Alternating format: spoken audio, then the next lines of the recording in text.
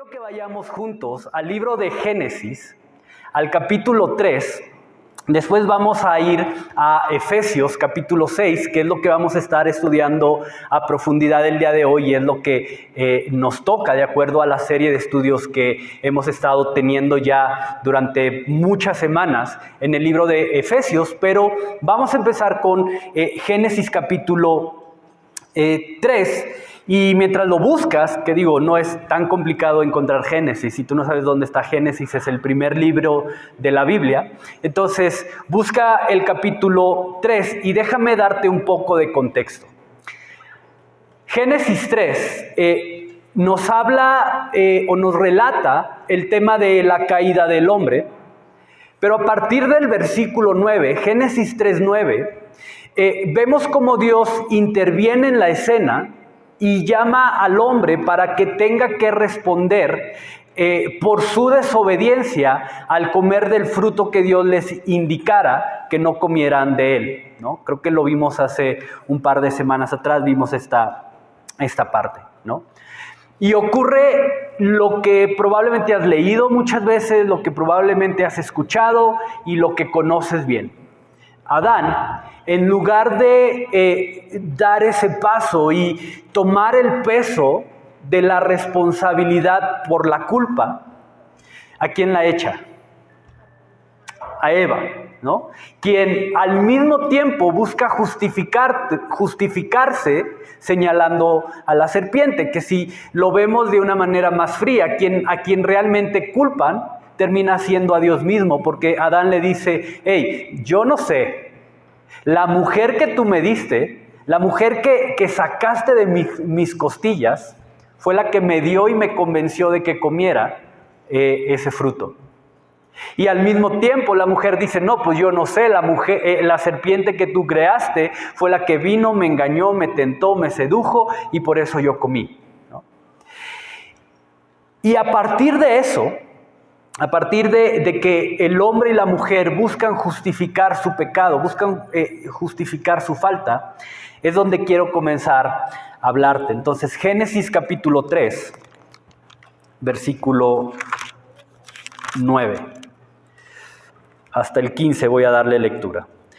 Mas Jehová Dios llamó al hombre y le dijo: ¿dónde estás tú? Y él respondió: oí tu voz en el huerto y tuve miedo, porque estaba desnudo y me escondí. Y Dios le dijo: ¿quién te enseñó que estabas desnudo? ¿Has comido acaso del árbol que yo te mandé que no comieras?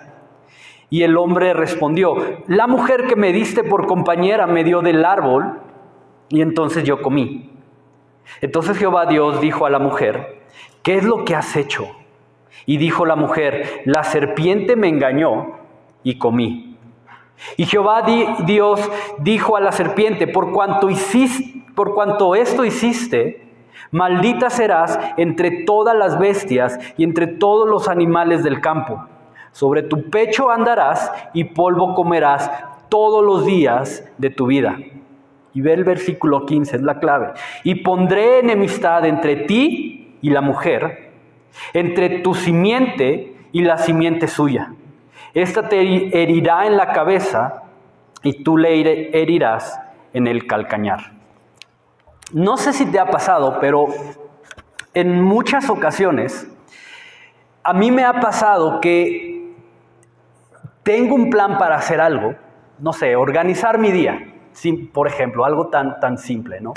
Me levanto a tal hora, saco a Cian, saco a mi perro a que ande ahí en el campo, a que se coma unas cuantas gallinas. No es cierto, Jeremías. A que ande ahí en el campo. Regreso, me baño, tengo mi devocional, desayuno, todo, ¿no? Lo tengo bien planificado, lo tengo bien estructurado, lo tengo con hora, ¿no? De tal hora a tal hora hago esto, de tal hora a tal hora hago esto otro. Así, lo repaso inclusive una noche antes, como para que cuando me levante no tenga que estar pensando en qué tengo que hacer hoy. No, sino ya lo repasé un día antes en la noche y ya, ok, a las tales horas tengo que estar listo para poder salir al donativo, para poder llevar lo que sea, ¿no? En mi mente todo está perfecto, tengo todo lo que necesito para poder hacer que mi día sea lo productivo que yo diseñé que fuera, y de repente pasa algo que sin poder preverlo, me arruina todo mi plan, ¿no? Emily no durmió bien, no durmió bien. Si ella no duerme bien, pues obviamente nosotros no dormimos bien porque está ahí queriendo que estemos con ella.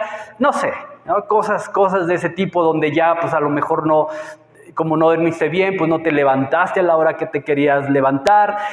No sé, cosas que de repente pasan que no estaban bajo tu control o que no tenías previstas que sucedieran y terminan echando abajo todo tu plan. ¿Te ha pasado eso? Ok, pues exactamente eso fue lo que le pasó a Satanás en el jardín. Él tenía un plan. Él lo tenía astutamente bien planificado. Lo pensó, lo diseñó, lo estructuró.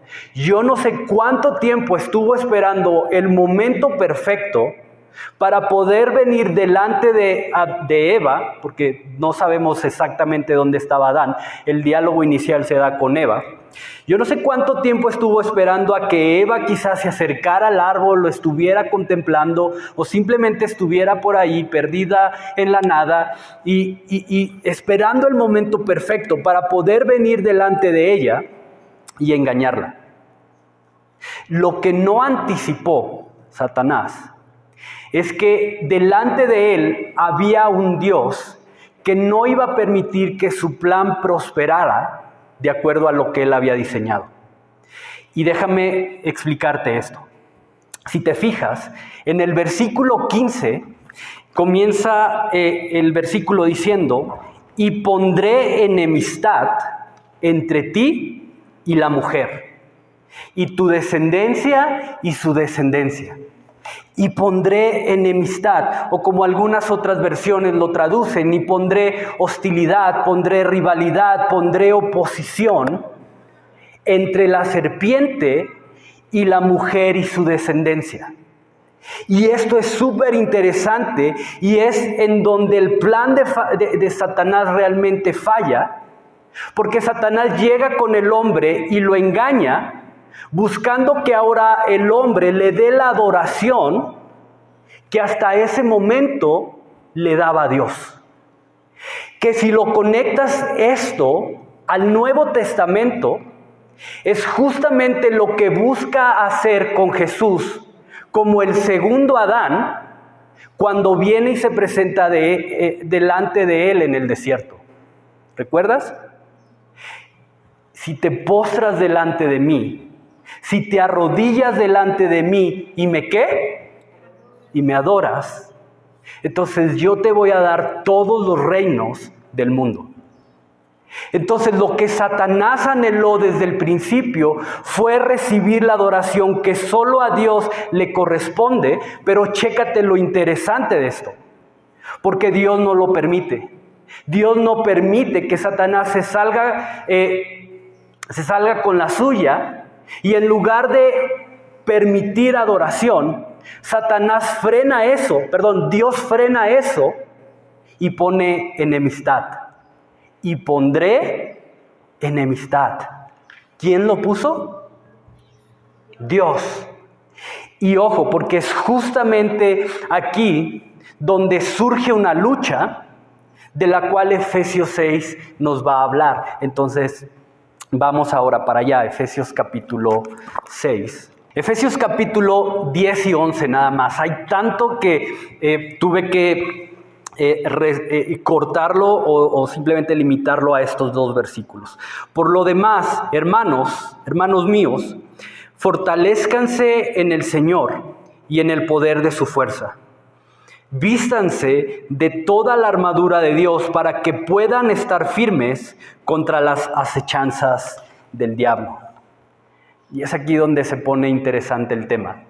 Porque lo primero que quiero que notes es que este par de versículos nos hablan de una batalla que cada uno de nosotros, no hay quien se libre de esta batalla, La diferencia es cómo sales de la batalla. Puedes salir victorioso o puedes salir totalmente derrotado, revolcado, sin dientes de esta batalla, pero cada uno de nosotros estamos dentro de esta batalla, la cual está dirigida principalmente por los ataques del enemigo, de este enemigo que surge en Génesis 3. Así que básicamente lo que Pablo hace es advertirle a la iglesia de Éfeso y advertirnos a nosotros 2000 años después contra quién es esta lucha y cómo es que debe ser peleada esta batalla. Ahora, no podemos avanzar sin recordar nuevamente esto. La carta a los Efesios gira alrededor de dos palabras claves: en Cristo, en Cristo. En Cristo somos adoptados, en Cristo somos justificados, en Cristo estamos posicionados en lugares celestiales, en Cristo somos fortalecidos, en Cristo. De los únicamente 6 capítulos que tiene la carta de los Efesios, que es una carta relativamente corta, 34 veces Pablo va a utilizar estas dos palabras para conectarnos o para posicionarnos en el lugar en el que tú y yo debemos permanecer. Y son palabras que van a ser o que van a terminar siendo fundamentales para este tema de la batalla espiritual. De ahí que la prioridad de Pablo es advertirnos que la batalla que tenemos por delante es una lucha que no podemos enfrentar, o más bien, es una lucha de la cual no vamos a poder salir victoriosos, firmes, si primero no nos encontramos en la posición correcta. Por eso, si te fijas, lo primero que Pablo hace en los versículos 10 y 11 es justamente eso. Es encargarse de recordarnos o de posicionarnos en el lugar correcto, porque solamente estando en Cristo es en donde vamos a ser fortalecidos. Solamente estando en Cristo es que vamos a ser equipados para resistir y poder hacer frente a los ataques del enemigo. En Cristo, te repito, y que quede muy claro esto: todos estamos en la misma batalla. No hay quien, probablemente el enemigo te haya hecho creer que él está de tu lado y que tú estás de su lado. Pero ahorita vamos a ver un detalle muy interesante. La realidad es que todos tenemos la misma batalla. Dice: y pondré enemistad, pondré rivalidad, pondré oposición entre esta serpiente, su descendencia, la mujer y su descendencia. Entonces, chécate. Porque solamente en Cristo es que vamos a ser provistos de fuerza. Solamente estando en Cristo vamos a ser provistos de poder. Solamente estando en Cristo vamos a ser equipados con todo lo que necesitamos para poder hacer frente a estos ataques y no terminar y no salir de esa batalla en derrota. Y necesitamos tener presente esto, porque Satanás no está jugando a ser Satanás. Él, su papel se lo toma bastante en serio. Él no pierde el tiempo en juegos inútiles. La Biblia lo describe que anda como un león rugiente, como un león hambriento, buscando una presa a la cual devorar. Entonces tienes que saber que Satanás va a trabajar duro, que Satanás va a trabajar de manera insistente, de manera constante en tu contra. Ahora, quiero aclarar este punto también, porque esta batalla, esta lucha, no es por tu alma. No estamos hablando de un tema de salvación, porque si tú has reconocido, si tú has rendido tu vida a Jesús y lo has reconocido como tu Salvador y como tu Señor, entonces simplemente le perteneces a Él y no hay nada ni nadie que pueda arrebatarte de sus manos. Entonces la batalla no es por tu alma. La batalla es básicamente por evitar dos cosas.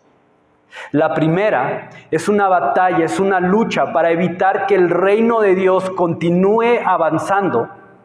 Y la segunda es impedir que la imagen de Jesús sea formada de manera plena o con mayor fuerza cada vez más en ti, mientras participas en el avance de este reino. Entonces ve lo profundo de esto. Porque no es cualquier batalla.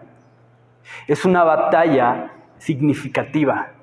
Es una batalla por frenar el avance del reino de Dios, manipulándonos desde afuera. Y ojo con esto también. Manipulándonos desde fuera. El otro día alguien me preguntaba, Quique, ¿a un cristiano Satanás lo puede poseer? Y mi punto de vista es este.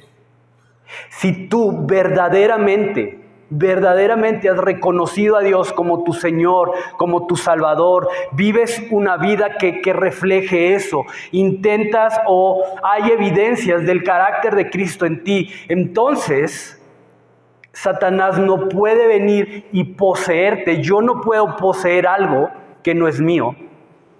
Yo no puedo y simplemente llevarme la camioneta de Jeremy porque ahí está. ¿De quién es la camioneta? Jeremy, tiene un dueño. Si yo llego y me llevo esa camioneta, el dueño va a venir a buscarla.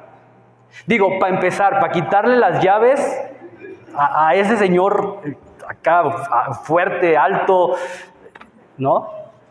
Que yo creo que nomás me grita y no, ya. Entonces, para empezar, para quitarle las llaves. Entonces, si tú eres de Cristo, si verdaderamente tú has reconocido a Cristo como tu Señor, como tu Salvador, si tienes una convicción de que Él existe, de que Él es real, de que Él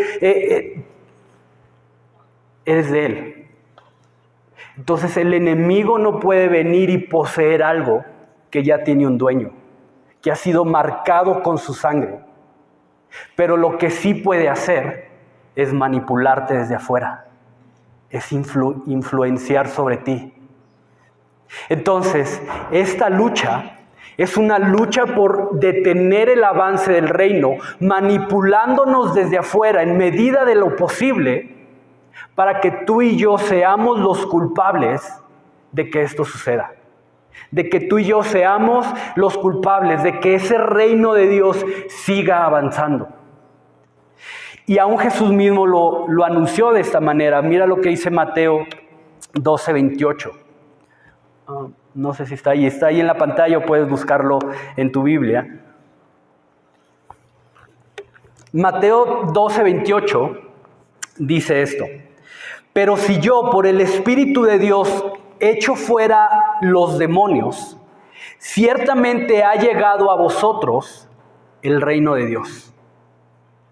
Si yo echo fuera demonios es porque el reino de Dios ha llegado.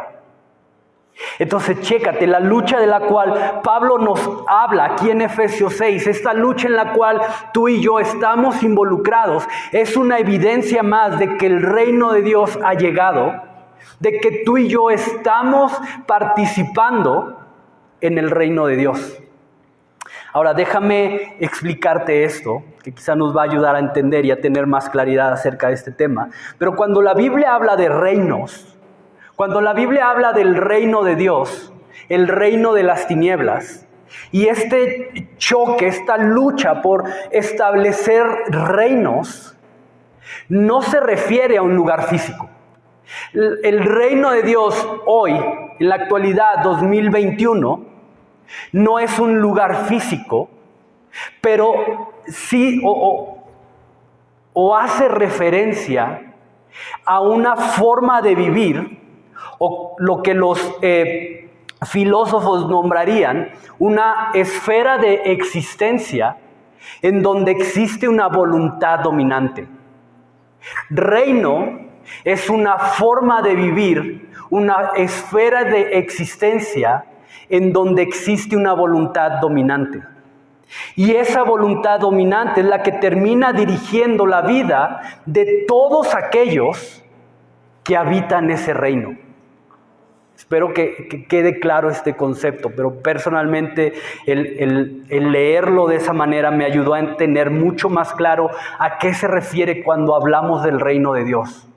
A una forma de vivir en la cual existe una voluntad dominante. En otras palabras, creo que esto arroja aún más luz. En otras palabras, la voluntad a la cual yo decido sujetarme va a determinar el tipo de reino en el que estaré habitando. Repito eso. La voluntad a la cual yo decido sujetarme, poseer, hacer mía, va a determinar el tipo de reino en el cual estaré habitando. Entonces ve lo profundo de esto. Porque traer y establecer el reino de Dios solamente va a ser posible cuando mi manera de vivir verdaderamente se sujeta y refleja la voluntad y la visión de Dios. De ahí que el punto de partida de esta guerra nunca va a ser por tu alma, sino el punto de partida, el centro de esta guerra va a ser el que como iglesia respondamos al llamado de traer el reino de Dios a la tierra, estableciendo la voluntad y la visión de Dios. Ese es el centro de esta guerra. Que tú y yo, como iglesia, como cuerpo, como creyentes, como cristianos, como quieras llamarte, seamos un obstáculo, un impedimento para que el reino de Dios siga avanzando. ¿Cómo? Creo que es lo que vamos a tratar de ver con lo que sigue. Jesús habló y Jesús expuso más de Satanás que cualquier otro profeta o escritor bíblico. Fue el que más hace referencia al enemigo, ya sea hablando directamente acerca de él, hablando de cómo él funciona, de cómo él se mueve, o como lo leíamos en Mateo, exponiéndolo, expulsándolo, sacándolo de alguien, de la ecuación, de la manera de vivir de alguien. ¿Por qué? ¿Por qué Jesús hace eso? ¿Por qué para Jesús fue tan central el tema de hablar de Satanás en su ministerio? Porque Jesús literalmente abrió la puerta para que pudiéramos comprender quién es y cómo funciona la estrategia del enemigo. Y déjame ponerte un ejemplo para tratar de entender mejor esto. Militarmente, no es que sea un experto en guerra, pero creo que sé lo básico, ¿no? Y es que militarmente tú no puedes lanzarte y simplemente atacar a lo loco, ¿no? Tú no puedes decir, pues lanzo todos mis aviones, lanzo todos mis soldados, lanzo todos mis tanques y que avienten bombas por donde sea y mira, ya se acabó la guerra. Obviamente eso no funciona, ¿no? Tiene que haber una estrategia, tiene que haber una táctica, tiene que haber un plan. Tienes que conocer cómo se mueve, tienes que saber quién es tu enemigo, tienes que saber quiénes son sus aliados, tienes que saber qué armamento tiene tu enemigo y en base a eso comenzar a diseñar un plan, conocer el territorio donde vas a ir a luchar. Hay tantos elementos que tienes que conocer para que un plan sea efectivo al momento de atacar, pero también al momento de defender. Y lo mismo pasa con la lucha que tenemos aquí. Porque si yo no sé quién es mi enemigo, si yo no sé cómo se mueve, si yo no sé cuál es su estrategia, entonces difícilmente podré identificar cuando venga uno de esos ataques y por consecuencia el defenderme de manera efectiva simplemente va a ser imposible. Y va a venir ataque tras ataque y estaré cayendo delante de él. Entonces, para conocer parte de su estrategia, necesitamos saber esto. La Biblia hace referencia a nuestro enemigo como Satanás o Ha-Satán, que sería más o menos la pronunciación, en el idioma hebreo, para referirse a él como el enemigo o el adversario. Pero en el griego, en el Nuevo Testamento, comienza a hablarse de él o comienza a describirse bajo el término de diablos o diabolos para hacer referencia a él como el engañador o el acusador.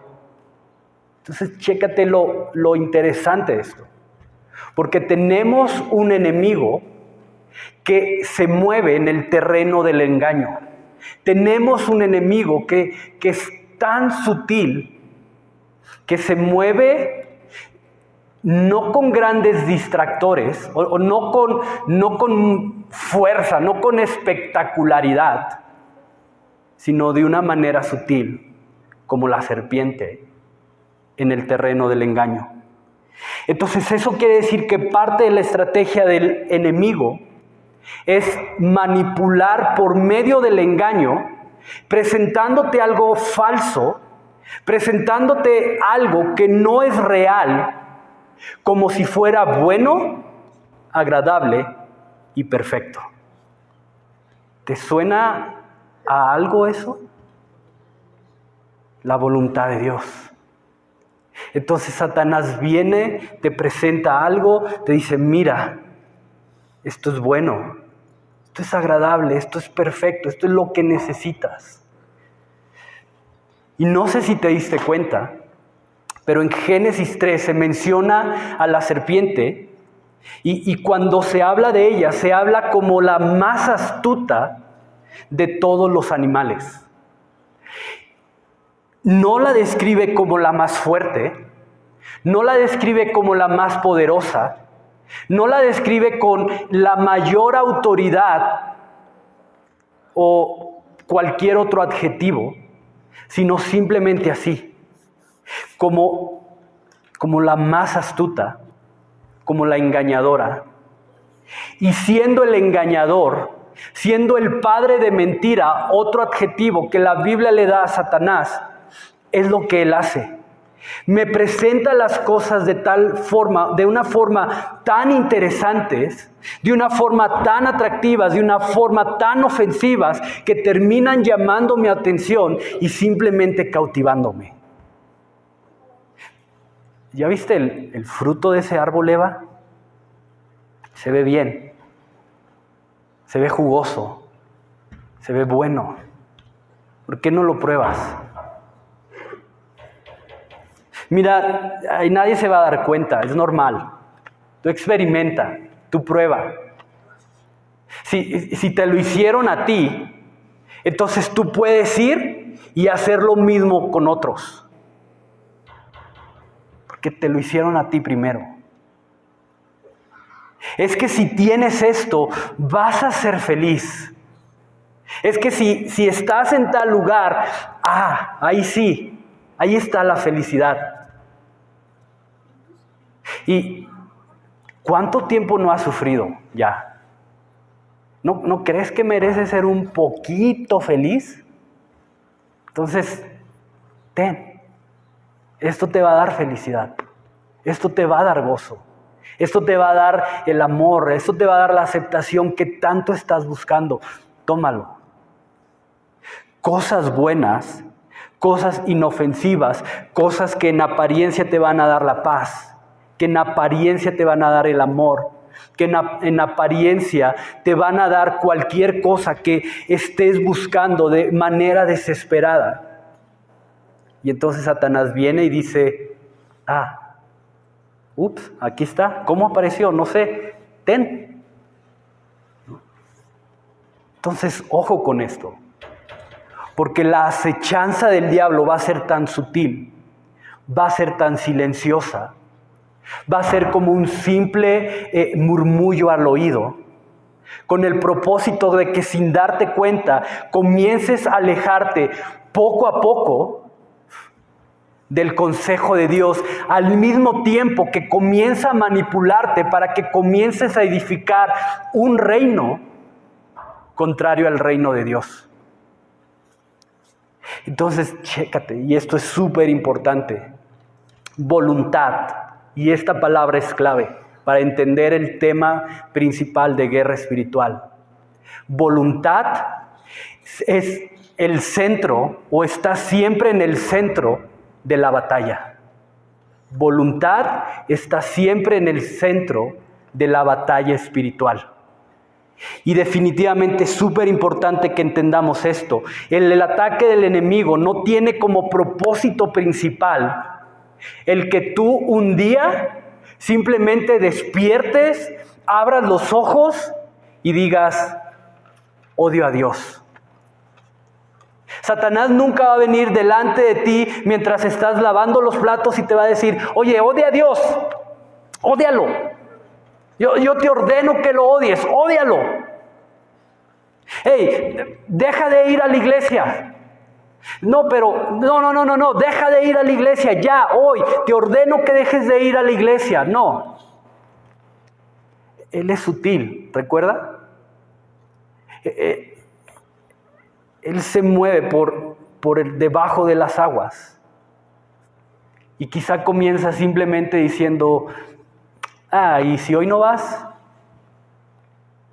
Oye, eso que fulanito tiene, ¿no era lo que tú querías y que tanto le habías estado pidiendo a Dios? ¿Por qué se lo dio a él? Él no lo necesita. Tú sí.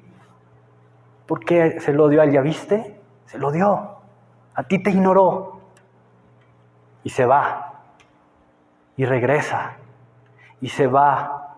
Y regresa. Y no se cansa. Y es insistente. Y tiene un plan. La estrategia principal y más efectiva del enemigo es murmurar ideas.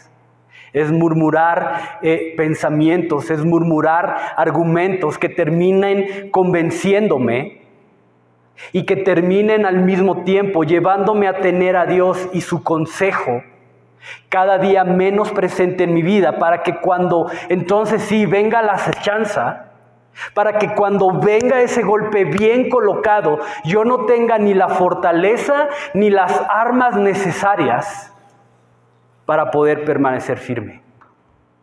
Y entonces ese gran ataque, ese ataque que quizá puede llegar a ser mortal, entre así, fácil, sin resistencia, sin oposición. ¿Por qué? Porque ya te alejaste totalmente de la fuente que te fortalece y que te capacita con lo que necesitas para estar firme. Entonces, chécate. Entre más el enemigo pueda manipularte para que poco a poco te vayas alejando de él, de Dios, entonces el pecado simplemente irá perdiendo el peso real que tiene sobre tu vida, y ese pecado que va a venir a lastimarte, ese pecado que va a venir a destruirte, en lugar de verlo como realmente es, en lugar de ver tu pecado como una amenaza, comienzas a verlo atractivo. Comienza a volverse bueno, comienza a verse como, esto es deseable. Porque entre menos deleite y entre menos gozo encuentres en la presencia de Dios, y entre menos conciencia tengas de tu pecado, Satanás sabe que no va a necesitar hacer mucho para llevarte a un terreno en el que el orgullo va a terminar convenciéndote de que poner tu voluntad sobre la voluntad de Dios es mejor. Voluntad está siempre en el centro de la batalla espiritual. Que no se haga, Señor, tu voluntad, quiero que se haga mi propia voluntad. Y y la muestra más clara, más palpable que tenemos de una batalla espiritual la tenemos en Jesús. Señor, hago mi voluntad. Padre, si es posible, pasa de mí esta copa, pero no se haga lo que yo quiero, que se haga tu voluntad. Victoria. Y esto va más profundo de lo que quizá hemos podido llegar a considerar, porque fue exactamente lo que nuestro enemigo espiritual trató de hacer. Satanás trató de que su voluntad fuera la voluntad dominante sobre la voluntad de Dios. Y quiero que lo que veas, lo que dice Ezequiel, capítulo 28, uno de los pocos profetas que habló de Satanás en el Antiguo Testamento. Entonces, Ezequiel capítulo 28, y mientras lo buscas, déjame darte también un poco de contexto de lo que está pasando aquí, porque la profecía de Ezequiel habla acerca del rey de Tiro, ¿no? De hecho, ahorita lo vamos a leer y no se menciona expresamente a Satanás, ¿no? Se hace referencia al rey de Tiro, pero teólogos y aún el mismo texto en realidad nos dan evidencia de que lo que la profecía en realidad está atacando es a la fuerza o es a la voluntad dominante actuando detrás de escenas, manipulando al rey de Tiro. Entonces mira lo que dice Ezequiel, y déjame encontrarlo yo primero. Ezequiel 28.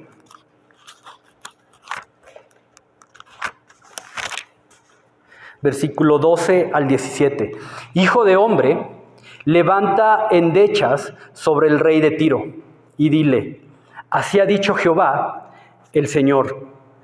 Tú eras el sello de la perfección, lleno de sabiduría y acabado en hermosura.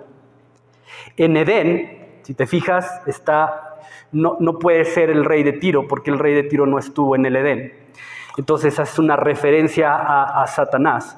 En Edén, en el huerto de Dios estuviste, de toda piedra preciosa era tu vestidura, de cornería, topacio, jaspe, crisólito, berilo y ónice, de zafiro, carbunclo, esmeralda y oro. Los primeros de tus tamboriles y flautas estuvieron preparadas para ti en el día de tu creación.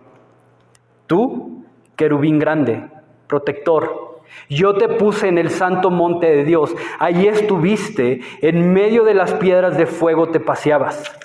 Perfecto eras en todos tus caminos desde el día que fuiste creado, hasta que se halló en ti maldad. A causa de la multitud de contradicciones, fuiste lleno de iniquidad y pecaste. Por lo que yo te eché del monte de Dios y te arrojé de entre las piedras del fuego, oh querubín protector. Se enalteció tu corazón a causa de tu hermosura. Corrompiste tu sabiduría a causa de tu esplendor. Yo te arrojé por tierra, delante de los reyes te pondré para que miren en ti. ¿Te das cuenta? Como un ser perfecto, como un ser creado con hermosura, un ser creado con grandeza, simplemente dejó, como dice el versículo 17, que un día su corazón se enalteciera y se llenara de orgullo, lo que lo llevó a considerar el establecer su propia voluntad, hacer de su voluntad la voluntad dominante sobre la voluntad del rey. Yesaya Hansen, un predicador que escucho mucho porque tiene puntos de vista muy interesantes, él justamente tiene un punto muy interesante acerca del orgullo con el que Satanás y con el que quizá muchas veces nosotros dejamos que nuestro corazón sea llenado. Pero él dice acerca del orgullo que el orgullo es el pecado primordial que da luz a todos los otros pecados que conocemos. El orgullo es el flujo a través del cual evoluciona la maldad misma. El orgullo. mi voluntad sobre tu voluntad.